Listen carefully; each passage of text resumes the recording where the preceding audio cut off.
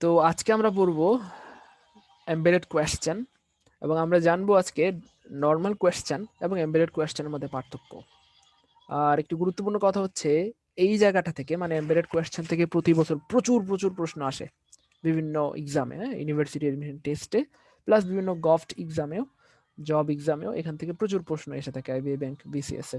তো আজকে আমরা এটা আদ্যপাদ্য জানবো। আশা করি ইনশাল্লাহ আজকের পর এখান থেকে যদি 100টা প্রশ্ন করা হয় 100টারই উত্তর দিতে পারবো ইনশাল্লাহ, আগের মতো ইনশাল্লাহ। ঠিক আছে? তো প্রথমত আমাদেরকে জানতে হবে ডব্লিউএস কোয়েশ্চেন এবং এমবেডেড কোয়েশ্চেনের মধ্যে পার্থক্য। এটা যদি আমরা জানি তবে এই চ্যাপ্টারটা আমাদের জন্য সহজ হয়ে যাবে। আর এটা খুব জানা কথা যে আমরা সবাই এই ব্যাপারটা জানি কোনটা, যে ডব্লিউএস কোয়েশ্চেন এবং এমবেডেড কোয়েশ্চেনের মধ্যে পার্থক্য মোটামুটি অনেকেই জানি। কিরকম? যেমন ধরেন ডব্লিউএস কোয়েশ্চেনের স্ট্রাকচারটা সাধারণত এরকম হয় যে একটা ডব্লিউএস ওয়ার্ড দিয়ে শুরু হয়, ঠিক আছে না? তারপর হচ্ছে এখানে অক্সিলারি ভার্ব থাকে, তারপরে সাবজেক্ট।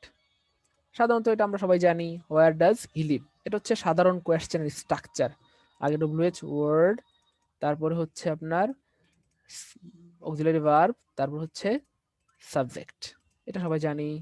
তারপর হচ্ছে মেইন ভার্ব। এটা সাধারণ প্রশ্নের স্ট্রাকচার।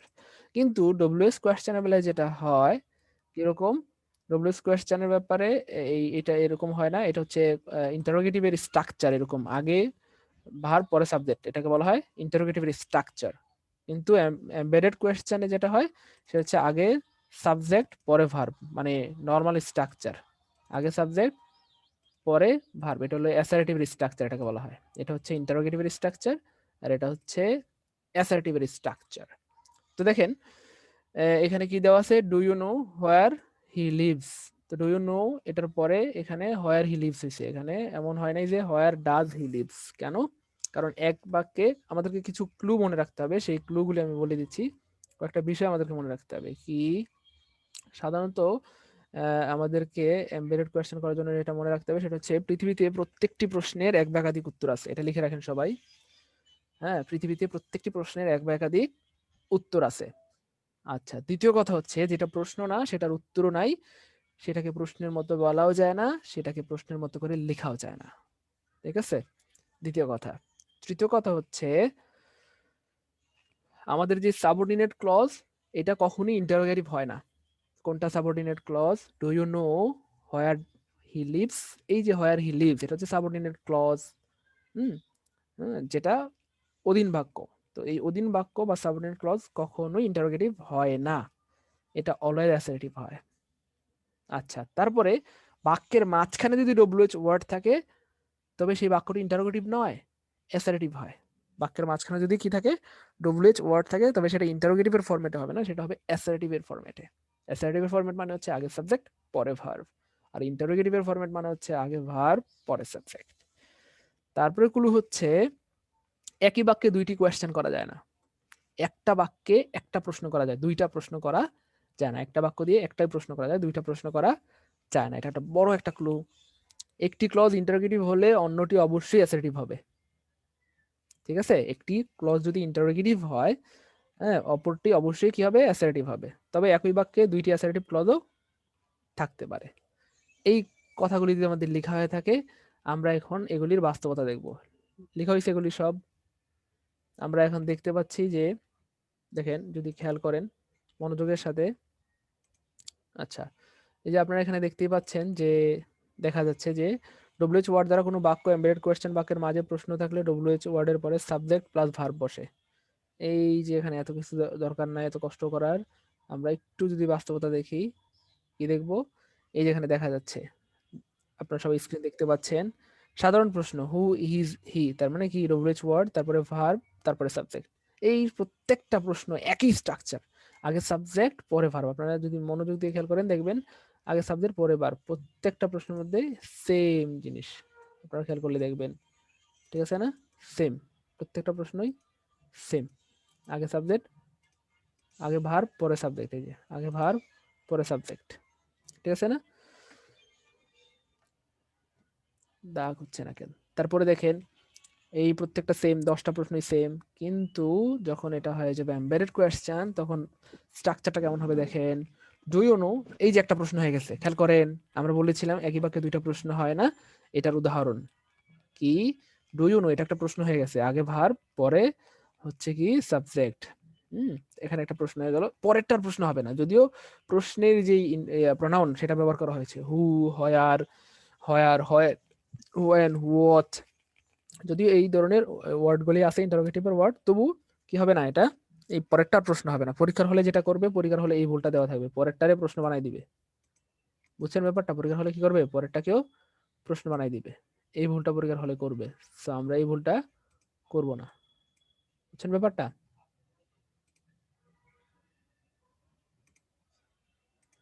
সবাই কি দেখতেছেন? আচ্ছা দেখেন, এই দেখেন প্রত্যেকটা প্রশ্নে আগে কি আছে, ভার্ব পরে সাবজেক্ট, আগে ভার্ব পরে সাবজেক্ট, আগে ভার্ব পরে সাবজেক্ট, ইউর নেম এখানে সাবজেক্ট। কিন্তু এই যে দেখেন এখানে একটা পার্থক্য, একই বাক্যে দুইটা প্রশ্ন হয় না। ডু ইউ নো, এটা একটা প্রশ্ন হয়ে গেছে, একটা প্রশ্ন হয়ে গেলে পরেরটা প্রশ্ন হবে না, এটা অ্যাসার্টিভ হবে। তাহলে এই যে পরেরটাতে এখানে হু আছে, মানে ইন্টারোগেটিভ প্রোনাউন, তবুও এটা অ্যাসার্টিভ হবে। হু ইজ হি না, হু হি ইজ, আগে সাবজেক্ট পরে ভাবে ভার্ব, এটা হলো অ্যাসার্টিভ স্ট্রাকচার। এইটুকু যদি বুঝে থাকেন যে একই বাক্যে দুইটা প্রশ্ন হয় না, তাহলে এই প্রথমটা প্রশ্ন হয়ে গেছে ডু ইউ নো, এটা একটা প্রশ্ন হয়ে গেছে অলরেডি, পরেরটা প্রশ্ন হবে না, তাহলে কি হবে অ্যাসার্টিভ। তাহলে অ্যাসার্টিভ করতে হয় কিভাবে, অ্যাসার্টিভ করার সিস্টেম হলো আগে সাবজেক্ট পরে ভার্ব। তাহলে সাবজেক্ট হলো হি, না, সাবজেক্ট হচ্ছে হি, আর ভার্ব হচ্ছে ইজ, হু ইজ। কিন্তু পরীক্ষার হলে যেটা হয়, এটা দেওয়া থাকবে না, পরীক্ষার হলে এই ভুলটা থাকবে, আপনার একটু পরে দেখাবো, এই যে এটা থাকবে, পরীক্ষার হলে এরকম থাকবে, do you know who is he, তুমি কি জানো সে কে। তো এই যে এখানে দুইটা প্রশ্ন হয়ে যাচ্ছে, একটা হচ্ছে তুমি কি জানো, একটা হচ্ছে সে কে। তো একই বাক্যে দুইটা প্রশ্নের মতো করে লেখা যায় না, ঠিক আছে না? দুইটা প্রশ্নের মতো করে লেখা যায় না, এটাকে একটা প্রশ্ন বানাইতে হয় আর একটা বানাইতে হয় অ্যাসার্টিভ। প্রত্যেকটা প্রশ্ন এরকম দেখেন, do you know where he is, where is he না, পরীক্ষার হলে এই ভুলটা থাকে, এইরকম করে পরীক্ষার হলে ভুল করা হয়। কেমন? আশা করি এটাও বুঝতে পেরেছেন। তারপরে দেখেন, এই যে নিচে দিয়ে গেলে প্রত্যেকটা প্রশ্ন সেম। এই যে দেখেন আরেকটা আপনাদেরকে দিচ্ছি, এই যে ইয়েগুলি, এই ক্লজটা কোন ধরনের ক্লজ, কে বলতে পারবে? কে বলতে পারবে এই ক্লজগুলি কোন ধরনের ক্লজ? এই যে হোয়াট ইউর নেম ইজ, এখানে একটা ক্লজ টেল মি, এখানে একটা ক্লজ ডু ইউ নো, আর একটা ক্লজ হচ্ছে ওয়েন হি উইল কাম, এখানে একটা clause. Ordinate clause. Noun clause. হুম, noun clause, Noun clause. Noun clause. Noun clause ভাইয়া। মাশাআল্লাহ মাশাআল্লাহ, আলহামদুলিল্লাহ, সবাই পেরেছেন। দেখেন এটার একটা সহজ বুদ্ধি শিখাই দিই, 1 সেকেন্ডে বলতে পারবেন, শিখাই দিব। দেখেন সেটা হচ্ছে ট্রানজিটিভ ভার্বের পরে অলওয়েজ নাউন ক্লজ হয়, বা বেশিরভাগ সময়। কেমন? বেশিরভাগ সময় নাউন ক্লজ হয়। তাহলে এটা প্রুফ করার সিস্টেমটা কি, ইট দিয়ে যদি রিপ্লেস করা যায় তবে সেটা নিঃসন্দেহে নাউন ক্লজ, না করা গেলে অ্যাডভার্বিয়াল। তাহলে আমরা দেখি রিপ্লেস করা যায় কিনা। Do you know when he will come, তাহলে এটা একটা ক্লজ, এটার নিচে ইট দিব, তাহলে আমরা ইট দিয়ে রিপ্লেস করে দেখি। ইট, এই যে ইট দিলাম, হচ্ছে কি ডু ইউ নো ইট, তুমি কি এটি জানো? টেল মি ইট, আমাকে ইহা বলো। নোবডি নোজ ইট, কেউ এটি জানে না, হচ্ছে মিলতেছে। নোবডি নোজ ইট, কেউ এটা জানে না, কেউ জানে না, শুধু আমি জানি। কেউ জানে না, শুধু আমি জানি, মিলতেছে। যদি মিলে যায় তবে সেটা নিঃসন্দেহে নাউন ক্লজ, আর যদি না মিলে তবে সেটা কি হবে, অ্যাডভার্বিয়াল ক্লজ। মনে আছে? আচ্ছা, তাহলে ইট দিয়ে রিপ্লেস করলে সবগুলো মিলবে। আপনি দেখেন, এই যে ট্রাই করে দেখেন, এখানে ডু ইউ নো ইট, এই যে do you know who the house belongs to, এটাও ইট দিয়ে মিলবে। দেখছেন, ডু ইউ নো ইট, তুমি কি এটি জানো, ডু ইউ নো ইট, এটাও মিলতেছে। খেয়াল করেছেন সবাই? সবগুলো মিলবে, প্রত্যেকটা নাউন ক্লজ যদি নাউন ক্লজ হয় তবে ইট দিয়ে রিপ্লেস করলে বেশিরভাগ সময় মিলে যাবে। ঠিক আছে না ইনশাল্লাহ? তারপরে দেখেন কি হইলো, এমবেডেড কোয়েশ্চেনের নির্মিত গঠন 3টি। তাহলে এমবেডেড কোয়েশ্চেনের চেহারা হইতে পারে কয় রকমের? 3 রকমের। প্রথমটা কি? প্রথমটা হতে পারে অক্সিলারি ভার্ব আগে থাকতে পারে, তারপরে সাবজেক্ট। এইগুলি হচ্ছে ঝামেলা, এগুলি না দেখে বাক্য দেখলে সুবিধা হয়, বাক্য দেখলে সুবিধা হয়, বেশি দিন মনে থাকবে ইনশাআল্লাহ। কি? Did you ask the man, তুমি কি লোকটাকে জিজ্ঞেস করেছিলে, এখানে একটা প্রশ্ন হয়ে গেছে অলরেডি, তাই না বলেন? এই যে ডিড ইউ, ডিড আগে চলে আসছে, সাবজেক্ট, তারপরে এখানে একটা অলরেডি কোয়েশ্চেন হয়ে গেছে, পরেরটার কোয়েশ্চেন করা যাবে না, পরেরটা অ্যাসার্টিভ করতে হবে। অ্যাসার্টিভ মানে আগে সাবজেক্ট পরে ভার্ব, তাহলে হিজ নেম হচ্ছে এখানে কি সাবজেক্ট, আর ভার্ব কি ওয়াজ। এটা কি বুঝতে পেরেছেন সবাই? ভার্ব হচ্ছে কি ওয়াজ, আর হিজ নেম হচ্ছে কি সাবজেক্ট। তাহলে হোয়াটের পরে হোয়াট ওয়াজ হিজ নেম হবে না, হোয়াট হিজ নেম ওয়াজ, এইরকম হবে ব্যাপারটা। বুঝতে পেরেছেন সবাই?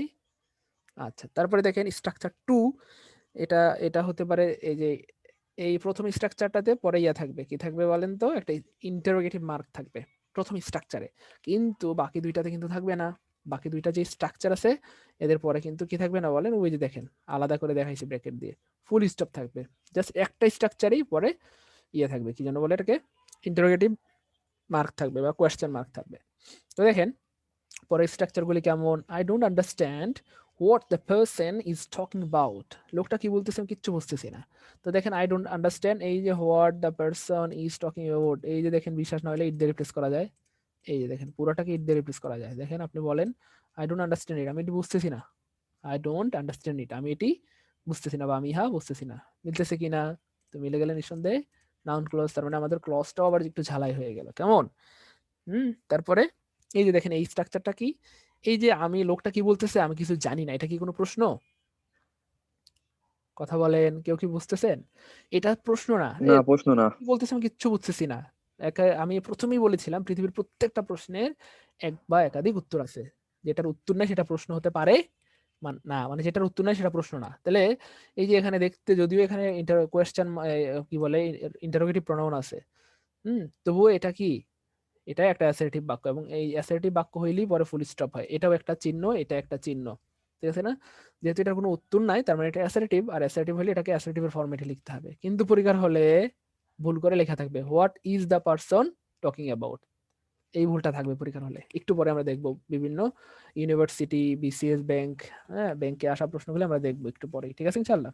তারপরে দেখেন এই যে দেখেন tell me why you went there, এই যে এটাও একটা কি ক্লজ। ক্লজ মার্কার থেকে ক্লজ শুরু হয়, হোয়াই একটা ক্লজ। তাহলে এটাকে ইট দিয়ে রিপ্লেস করা যাবে নিঃসন্দেহে, নিঃসন্দেহে, তাই না বলেন?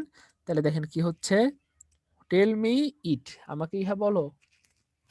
আমাকে ইহা বলো, এটাও ইট দিয়ে রিপ্লেস করা যাচ্ছে, এটাও নাউন ক্লজ। আচ্ছা, এখন ব্যাপারটা হচ্ছে এই যে কি থাকবে, টেল মি এটা একটা ক্লজ আর এটা একটা ক্লজ। এখন আমাকে, তুমি আমাকে বলো কেন সেখানে গিয়েছিলে, এটা কি কোনো প্রশ্ন? এটা কোনো প্রশ্ন না। হ্যাঁ, যেহেতু এটা প্রশ্ন না তাই কি হয়েছে, অ্যাসার্টিভ চিহ্ন হয়েছে, ফুল স্টপ মানে অ্যাসার্টিভ সাইন আমি ধরি, বলি আর কি। অ্যাসার্টিভ সাইন হলে এটাকে ইন্টারোগেটিভের মতো করে লেখা যাবে না, পরীক্ষার হলে এটাকে ইন্টারোগেটিভের মতো করে লেখা যাবে। এখানে tell me why do you want there, এখানে এরকম ভাবে কি লেখা থাকবে, ইন্টারোগেটিভ স্ট্রাকচার লেখা থাকবে, তাইলে কি হয়ে যাবে, ভুল হয়ে যাবে, ইন্টারোগেটিভ স্ট্রাকচার লেখা যাবে না। কেবলমাত্র প্রথম যে স্ট্রাকচারটা, এই একটা স্ট্রাকচারে আমাদের কি হবে, কোয়েশ্চেন মার্ক হবে, এটা মনে রাখতে হবে। আর বাকি দুইটা স্ট্রাকচারে আমাদের কি হবে, ফুল স্টপ হবে। বা কি দুইটা স্ট্রাকচারে কি ফুল স্টপ হবে, এটা মনে রাখতে হবে। বাস, এমবেডেড কোয়েশ্চেন, আমাদের যে এমবেডেড কোয়েশ্চেন, এই এমবেডেড কোয়েশ্চেনের পড়া মোটামুটি আলহামদুলিল্লাহ শেষ। বুঝতে পেরেছেন সবাই ব্যাপারটা?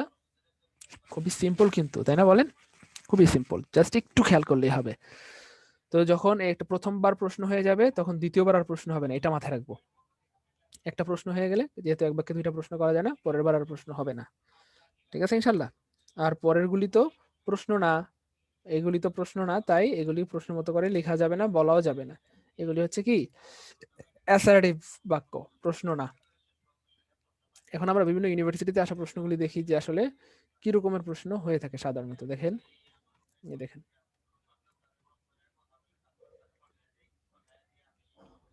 এই যে দেখেন প্রথম প্রশ্নটাই দেখেন আসছে, দেখা যায় এখান থেকে কি পরীক্ষায় আসে, আপনারা কি দেখতেছেন? পরীক্ষায় কি আসে, দেখতেছেন এখানে পরীক্ষায় কি আসে এখান থেকে? 27তম বিসিএস, 16তম বিসিএস, দুর্নীতি দমন কমিশন, খুবই খুবই গুরুত্বপূর্ণ পরীক্ষা। ওরে আল্লাহ রে, দেখেন তো, দেখা যায় রাজশাহী ইউনিভার্সিটি, ঢাকা ইউনিভার্সিটি হতে 12 সালে 13 সালে আসছে, প্রাইমারি সহকারী, ইসলামিক ইউনিভার্সিটি, দেখা যায় প্রাথমিক সরকারি, হ্যাঁ কতগুলো ইউনিভার্সিটিতে আসছে, কত গুরুত্বপূর্ণ শত একটা পরীক্ষা। শতবার আছে। অনেকবার আসছে, কেমন? সবগুলি দেওয়া এখানে পসিবল না, এই জন্য কয়েকটা দিয়েছেন। বুঝছেন ব্যাপারটা? হ্যাঁ, কত গুরুত্বপূর্ণ দেখেন, একদম সিম্পল।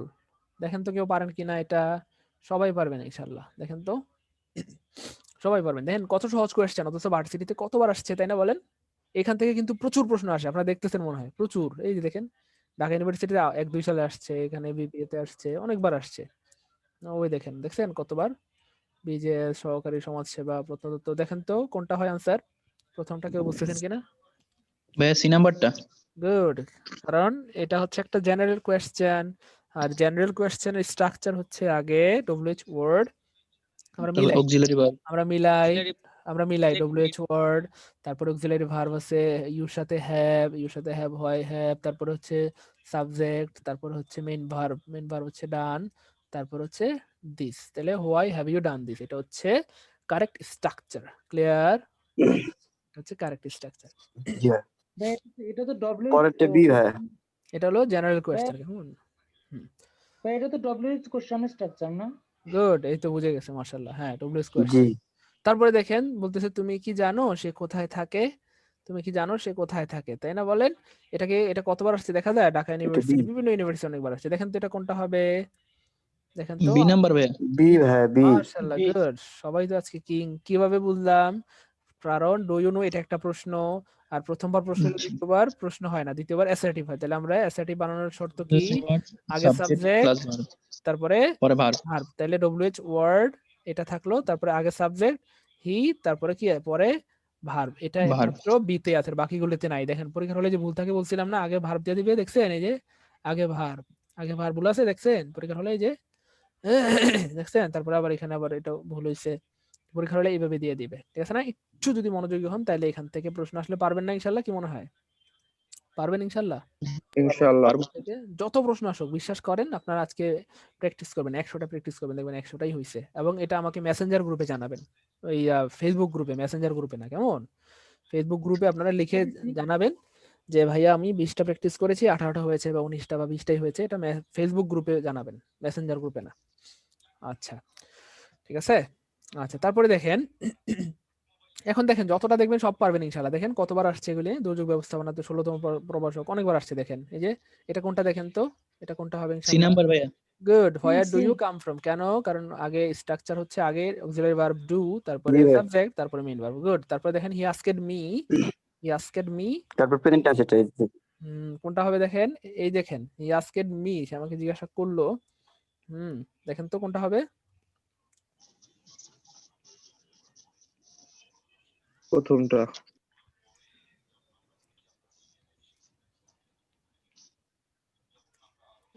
বি নাম্বারটা। কোনটা হবে?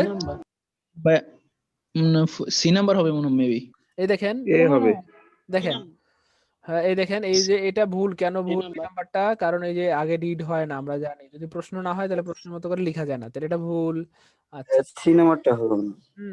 তারপরে যেহেতু হি ভাইয়া, আস্কেড কি আর হয়? পাস্ট টেন্স, পাস্ট টেন্স হলে কি গো হয়? পাস্ট টেন্স সাথে গো হয় না, কেমন? এটাও বাদ, এও বাদ হয়ে গেল। তারপরে হোয়েন আই ওয়ার দেয়ার, এটাও বাদ হয়ে গেল, কারণ এর সাথে ওয়ার হয় না, ওয়াজ হয়। তাই না বলেন? ওয়ার হয়, এর সাথে ওয়ার হয়। জি না। হয় না, আইসা তো বের হয় না। এর সাথে ওয়ার হয় কখনো? বুঝছেন ব্যাপারটা? তাহলে কোনটা হবে দেখেন তো? না ভাইয়া, এর সাথে কখনো D number. D number answer হবে। এর সাথে কখনো ওয়ার হয় না, এর সাথে হোয়েন আই ওয়ার দেয়ার। তাহলে এখানে এই যে ওয়ারটা, এটা ভুল আছে। কি আছে বলেন? ভুল আছে, এটা এটা ওয়াজ হবে, ঠিক আছে? হোয়েন আই যদি কন্ডিশনাল না হয় তবে এর সাথে কি হয় না বলেন তো? এর সাথে কি হয় না? ওয়াজ হয় না। আর যেহেতু এটা পাস্ট টেন্সে আছে, এটাও হবে না। এটা হেড হইতে পারে, কথার কথা আর কি, যদিও হেড হবে না এখানে। তো এখানে পারফেক্ট। না। এটা হেড হইলে কিন্তু শতভাগ শুদ্ধ ছিল। He asked me when I had gone there. কেন শতভাগ শুদ্ধ ভাইয়া, কেন বললেন? এই জন্য বললাম, কারণ আমরা কেউ আগে যায় না আগে জিজ্ঞেস করে, হ্যাঁ আগে যায় না আগে জিজ্ঞেস করে, আগে খায় না আগে জিজ্ঞেস করে, আগে মানুষ প্রতিযোগিতা অংশগ্রহণ করে না আগে পুরস্কার দেয়। তো তার মানে কাজটা আগে করে পরে জিজ্ঞেস করে, আচ্ছা তুমি কি ওখানে গিয়েছিলে? হ্যাঁ গিয়েছিলাম তো। হ্যাঁ তুমি, আচ্ছা তুমি কি রাতে খেয়েছিলে? হ্যাঁ খেয়েছিলাম তো। তার মানে আগে কাজটা করে পরে জিজ্ঞেস করে। সে তো এই কাজটা আগে হইছে, মানে যাওয়ার কাজটা আগে হইছে, তাই এটা হবে পাস্ট পারফেক্ট। আর যেহেতু জিজ্ঞাসা সে পরে করছে, তাই হবে পাস্ট ইনডিফিনিট। তাহলে এটা যদি হ্যাড হইতো শতভাগ শুদ্ধ, কয় ভাগ? শতভাগ শুদ্ধ হইতো। আশা করি বুঝতে পেরেছেন, তাই না বলেন? আবার এটা যদি হইতো, এই ওয়াজ হইতো, এটাও শুদ্ধ হইতো। কেন শুদ্ধ হইতো? কারণ আমরা জানি এই সাধারণত বা সাধারণ বাক্যে আই এর সাথে ওয়াজ ওয়ার হয় না, কি হয়? ওয়াজ হয়। He asked me when I was there, সে আমাকে জিজ্ঞেস করেছিল আমি কখন সেখানে ছিলাম। হ্যাঁ, তখন আমি হয়তো উত্তরে বলতে পারি আমি রাতে সেখানে ছিলাম বা বিকালে ছিলাম, তাই না? এই হচ্ছে ব্যাপার আর কি, ঠিক আছে? আচ্ছা, তারপরেরটা দেখেন তো পারেন কিনা। সবাই পারবেন ইনশাআল্লাহ। জি নাম্বার হবে ভাইয়া। D number. হ্যাঁ, ডি নাম্বারটা। D number. এই যে দেখেন ডি। ডি এটা। আচ্ছা, মারাত্মকভাবে ভুল করেছেন। হেডের পরে ডু হয় না, বাদ। কেন ভাইয়া? ভাইয়া পাঁচ নাম্বারটা না বলছি ভাইয়া। হ্যাঁ, 5 বি নাম্বার। হবে। 5 নাম্বারটার কথা আচ্ছা বলতেছিলাম আচ্ছা আমরা। 5 নাম্বার। আচ্ছা সরি 5 নাম্বার। আচ্ছা যাই হোক 5 নাম্বার কোনো সমস্যা নেই, দেখতেছি দাঁড়ান। হ্যাঁ, কোনো সমস্যা নেই। তাহলে হচ্ছে 5 নাম্বারটা কি, আই নো হোয়াট ডাজ তৈরি হইলো, হোয়াট ডাজ হয় নাকি? যেহেতু এটা কি কোনো প্রশ্ন? আমি জানি তুমি কাকে ভালোবাসো, আমি জানি তুমি কি চাও, আমি জানি তুমি কি পড়ো, এটা কি প্রশ্ন? কথা বলে না, প্রশ্ন? প্রশ্ন? না ভাই তো প্রশ্ন না না হলে ভাইয়া, না। এটা কি ঠিক আছে? মানে বুঝছেন ব্যাপারটা? পরীক্ষার হলে দেখা মাত্রই আপনি তো চাইলে লম্বা সময় নিতে পারেন, কিন্তু আমরা চাচ্ছি খুব দ্রুত কিভাবে আনসার করা যায়। এই ধরেন 2-3 সেকেন্ডের মধ্যে বা 5 সেকেন্ডের মধ্যে। যেহেতু এটা প্রশ্ন না, প্রশ্নের চিহ্ন দেওয়া যাবে না, প্রশ্ন তো করে বলাও যাবে না, ঠিক আছে না? এই যে ডাজ আগানা যাবে না, যাবে না, মারাত্মক ভুল। কেমন? এটা প্রশ্ন না তো, তাই না বলেন? আমি জানি তুমি কি খাবা, এটা কি প্রশ্ন? প্রশ্ন না, তাহলে বাদ। তাহলে হোয়াট ডাজ হি ওয়ান্ট, এই কি যে হবে? আমার এই যে আরেকটা ভুল করছে মারাত্মক, বুঝছেন? আগে প্রশ্ন, এটাও বাদ। তাহলে কি হবে? I know what he wants, আমি জানি সে কি চায়। এটা হচ্ছে একমাত্র কারেক্ট অপশন। কেন? কারণ যেহেতু এটা এই যে চিহ্ন দিয়ে রাখছে, এখানেই তো আনসার দেওয়া আছে কি, যেহেতু ফুল স্টপ, তার মানে বাক্যটা অ্যাসার্টিভ, আর অ্যাসার্টিভ হলে আগে সাবজেক্ট হয় হি, তারপরে ভার্ব হয় ওয়ান্টস। ক্লিয়ার? জি ক্লিয়ার? ভাই, বুঝছেন তো? ব্যাপারটা সহজ না নাকি কঠিন বলেন? সহজ। একদমই সিম্পল, ঠিক আছে ইনশাল্লাহ। তারপর দেখেন আপনি যতটা প্র্যাকটিস করবেন, এখানে দাঁড়ান কয়টা আছে দেখি, ধরেন হচ্ছে 28, 50, বাবা অনেকগুলি প্র্যাকটিস দেওয়া আছে এখানে। 90, the prime minister was asked what he, I don't know, সে কখন এসেছিল। আচ্ছা, 117টা দেওয়া আছে। কেমন? 117টা দেওয়া আছে। আপনি লাস্ট 5টা দেখেন, দেখেন 5টাই পারবেন ইনশাআল্লাহ। দেখেন তো পারেন কিনা। ঢাকা ইজ ফেমাস ফর মস্ক, এটার কোয়েশ্চেন কি হবে? কে বলতে পারবে?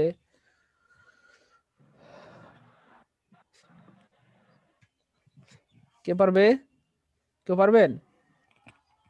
এটা খুবই সহজ কিন্তু। কেন, কিভাবে সহজ স্যার বলেন তো? কেমনে সহজ? তাহলে আগে স্যার এ কি হবে? হ্যাঁ, এ ডি হবে, ডি। উম, উফ, কেন এ বলতেছেন? হোয়াট ফর হয় না, প্রিপোজিশনটা সবার শেষে চলে যায়। Where do you live in নাকি where in do you live? কথা বলেন প্লিজ, কথা বলেন। Where do you live in মানে প্রিপোজিশনটা কি শেষে থাকে, নাকি হয় where in you do you live? শেষে থাকে। হুম, কোথায় থাকে? পরে পরে কোথায় থাকে? সবার পরে থাকে না বলেন? জি। আচ্ছা, হ্যাঁ ভাইয়া, কিছু মনে করবেন না, আমি ভাই এটা কি হবে? ডি। কিছু মনে করবেন না, আমি কিন্তু পড়াশোনা লাইনে একটু চালাক ছিলাম। আমি আপনাদেরকে বলেছিলাম যে আমি কপি করতে খুব ভালোবাসি। কি কপি? একটা স্ট্রাকচার দিয়ে শত শত বাক্য, মানে বাক্যে অ্যাপ্লাই করতে ভালোবাসি। এবং আমি কিন্তু এই বিষয়টা ওই বাক্য থেকে কপি করেছি। কোনটা থেকে? Where do you live in. বুঝছেন ব্যাপারটা? এই ইন থেকে কপি করেছি, যেহেতু ইনটা সবার পরে ছিল ওখানে। আমার কেন যেন মনে হচ্ছে এখানেও এই প্রিপোজিশন ফরটা সবার পরে থাকবে, ওই ওখান থেকে চুরি করেছি এই টিপসটা। বুঝছেন ব্যাপারটা? আপনারা হচ্ছে যেটা পড়েন সেটাই পড়েন, আর আমি একটা বিষয় পড়ার সময় অনেকগুলো বিষয় খেয়াল রাখতাম। বুঝছেন ব্যাপারটা, তাই না? এবং আপনারা সেটা হয়তো খেয়াল করেছেন অনেকবার। এই জন্য একটা পড়া দিয়ে কিন্তু আপনি চাইলে এগুলিকে হ্যাক করে করে বিভিন্ন জায়গায় অ্যাপ্লাই করতে পারেন। আপনারা সেটা করেন না, এটা করতে হবে কিন্তু, ঠিক আছে ইনশাল্লাহ? হ্যাঁ, এবং আমি এটা প্রুফ দেখাচ্ছি যে আমি আসলেই সত্য বলেছি কিনা। আমি ওই যে একটা বাক্য অ্যাপ্লাই করেছি, এটা সত্য কিনা আপনারা একটু দেখেন দেখি কি দেওয়া আছে এখানে। ধরেন এখানে, এই যে দেখেন আনসার কি দেওয়া আছে, দেখেন তো আনসার কি দেওয়া আছে, দেখেন তো কি দেওয়া আছে। ডি। এই যে দেখেন কোনটা দেওয়া আছে বলেন তো? যেটা পরে, অক্সিলারি ভার্ব আগে কিন্তু প্রিপোজিশন পরে। এই প্রিপোজিশনের নাম কি, কে বলতে পারবে? কে বলতে পারবে এই প্রিপোজিশনের নাম কি? এটার একটা নাম আছে, ডিটাচড প্রিপোজিশন। এটার নাম হলো ডিটাচড প্রিপোজিশন, যেটা আলাদা থাকে। ডিটাচ মানে বিচ্ছিন্ন। কেমন? প্রিপোজিশন আছে প্রায় 7-8 রকমের, এটা একটু জানতে হবে আপনাদেরকে, একটু বেশি বেশি জানতে হবে। কেমন? আমি চাই আপনারা অনেক বেশি স্মার্ট হন। তো এই প্রিপোজিশনের নাম হচ্ছে ডিটাচড প্রিপোজিশন। ডিটাচড প্রিপোজিশন মনে থাকবে ইনশাল্লাহ। Detached preposition. কেমন? এটা আলাদা হয়ে গেছে না বলেন?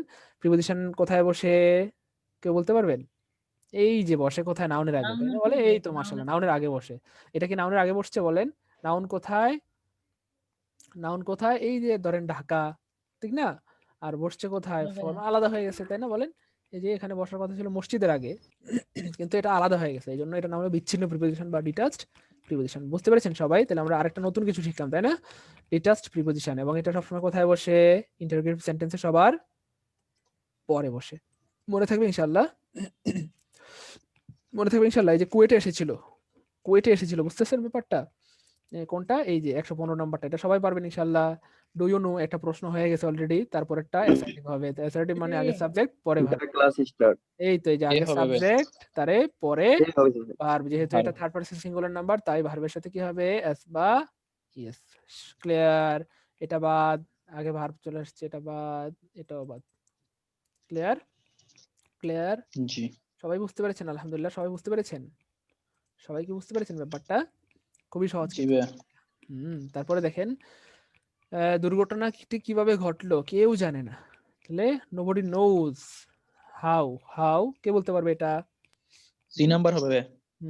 How did the accident happen? কেন ডিড থাকলে এরপরে ভার্বের বেস ফর্ম হওয়া সি নাম্বার ফরজ, তাই না? আচ্ছা এখন how happened the accident, how happened the accident, হ্যাঁ হোয়াট হ্যাপেন্ড। আচ্ছা তাহলে আপনার কিছু কিছু ক্ষেত্রে একটা বিষয় খেয়াল রাখেন আপনারা, এই যে ইয়াটা আছে না, এই যে কি বলে, এই যে ডিড এবং হ্যাপেন্ড, এটা কিন্তু আপনারা জানেন যদি হ্যাড না হয় তাহলে কিন্তু ভিতরি হয় না, মানে কোয়েশ্চেন করা মাত্রই সেটা কিন্তু বেস ফর্মে পরিণত হয়ে যায়, মানে প্রেজেন্ট বা পাস্ট বা ফিউচারের পারফেক্ট টেন্সটা ছাড়া। কেমন? হেডের পরে ডান হয়, বাকি অন্য সব প্রশ্নে কি হয়ে যায় বলেন? প্রশ্ন করলে ভার্বের বেস ফর্ম হয়, প্রশ্ন করলে ভার্বের বেস ফর্ম হয়, তাই না? তাহলে এই যে এখানে কিন্তু বেস ফর্ম নাই, এটা বাদ, তাই না? বলেন এটা হবে না হ্যাপেন্ড, এটা হবে না হ্যাপেন্ড, এটা হবে না, এইটা হবে। কেন? কারণ এটার পরে ভার্বের বেস ফর্ম আছে, এই যে হ্যাপেন। শুধু বেস ফর্ম পারফেক্ট টেন্স ছাড়া, এটা মনে থাকবে ইনশাআল্লাহ, পারফেক্ট টেন্স ছাড়া সব ক্ষেত্রে যে কোনো ক্ষেত্রে ভার্বের বিশ্রম হয়ে যায়, প্রশ্ন করলে ভার্বের বিশ্রম হয়ে যায়। কেমন? এটা কিন্তু বড় রকমের একটা ভুল এবং এটা দিয়ে কিন্তু প্রচুর আটকানো হয় পরীক্ষার হলে। এই দেখছেন ইউনিভার্সিটিতে আসছে 9-10 সালে এবং এগুলি প্রায় আসতে দেখা যায়। তারপর একটা বলেন তো, টেল মি, এটা কি কোনো প্রশ্ন? তোমার নাম বলো, তোমার নাম বলো, আমি তোমার নাম জানতে চাই, এটা কি প্রশ্ন? দেখেন তো প্রশ্ন। Tell me what is your না স্যার। এই যে হোয়াট ইজ ইউর নেম যে বললো, মারাত্মক ভুল করেছেন আপনি, ঠিক আছে? এতক্ষণ পড়াটাই ব্যর্থ হয়ে গেল। হোয়াট ইজ ইউর নেম হয় না, টেল। কেন? কারণ এটা প্রশ্ন না। তোমার নাম বলো, ঠিক আছে? আমাকে বলো জি ভাই নাম বলো, হ্যাঁ আমাকে বলো, হ্যাঁ এটা কিন্তু প্রশ্ন না, ঠিক আছে? আচ্ছা tell me what your name is, এইটা হবে। কেন? টেল মি এর পরে এ হবে। আগে হচ্ছে ইউর নেম, পরে হচ্ছে ভার্ব। কেন? এই যে ফুল স্টপ চিহ্ন দেওয়া আছে, ফুল স্টপ চিহ্ন মানে অ্যাসার্টিভ, আর অ্যাসার্টিভ মানে আগে সাবজেক্ট পরে ভার্ব। কেমন? তারপরে ভার্ব আগে আসলে বাদ, আগে ভার্ব আসলে বাদ।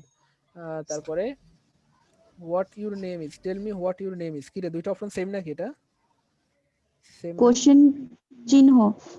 ওই তো গুড, দেখছেন? এই যে দেখছেন কোশ্চেন চিহ্ন, মাশাআল্লাহ গুড। দেখছেন পরীক্ষা হলে কিভাবে আটকাবে, খেয়াল করছেন? সেম জিনিস, জাস্ট একটা ফুল স্টপ, একটাতে ইন্টারোগেটিভ সাইন। বুঝছেন ব্যাপারটা? আপু বলে ফেলেছে, মাশাআল্লাহ। দেখছেন? এইভাবে একটু সতর্ক থাকতে হবে ইনশাআল্লাহ। কেমন? বুঝছেন সবাই ব্যাপারটা? এখন আপনারা 117টা আছে, 17টা প্র্যাকটিস করে আমাকে জানাবেন। আল্লাহর রহমতে সম্ভবত 117টাই অনেকের হয়ে যাবে। হবে না? কি মনে হয়, হবে নাকি হবে না?